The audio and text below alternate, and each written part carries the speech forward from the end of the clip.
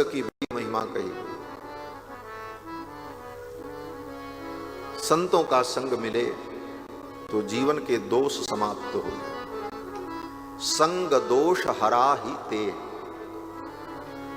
जो हमारे जीवन में दोष है उसका हरण हो जाए संतों के संग से। लेकिन सत्संग मिले कैसे? तो गोस्वामी तुलसीदास जी कहते हैं, बिना सत्संग के विवेक नहीं होगा और बिना राम जी की कृपा के सत्संग नहीं होगा। बिना सत्संग के विवेक नहीं होगा। विवेक क्या है? बोले विवेक उस ज्ञान को कहते हैं जिस ज्ञान में सत्य असत्य, उचित अनुचित, इसका निर्णय करने की बुद्धि हो, क्षमता हो, उस ज्ञान का नाम विवेक है। जो भूसी और धान को अलग कर दे, विवेचन कर दे, ऐसा विवेक। अर्थात संसार में क्या त्याज्य है और क्या ग्राह्य है, क्या सत्य है क्या असत्य है, क्या उचित है क्या अनुचित है, ये ज्ञान ये विवेक तब प्राप्त होगा जब सत्संग में आए। और सत्संग कैसे मिलेगा? कहते हैं राम कृपा बिनु सुलभ न सुई।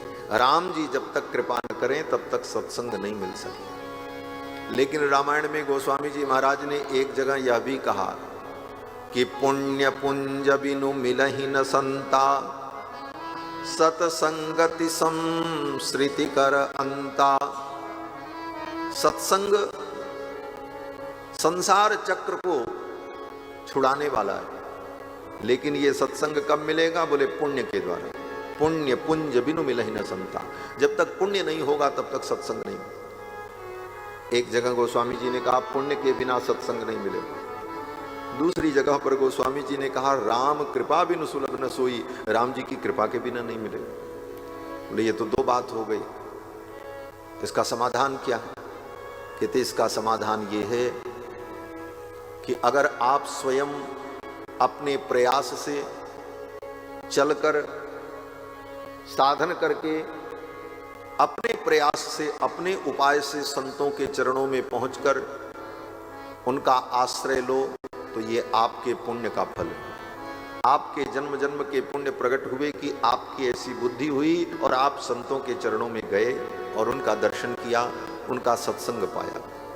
लेकिन आपने प्रयास नहीं किया, चाहा भी नहीं, लेकिन स्वयं संत चल करके आपके द्वार पर आ गए, ये भगवान की कृपा का फल।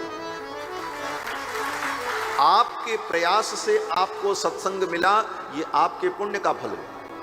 और बिना प्रयास के आपको जीवन में सत्संग मिल गया तो समझ लो ये राम जी की कृपा का फल है। राम कृपा बिनु सुलभ न सोई। सत्संग की बड़ी महिमा कही।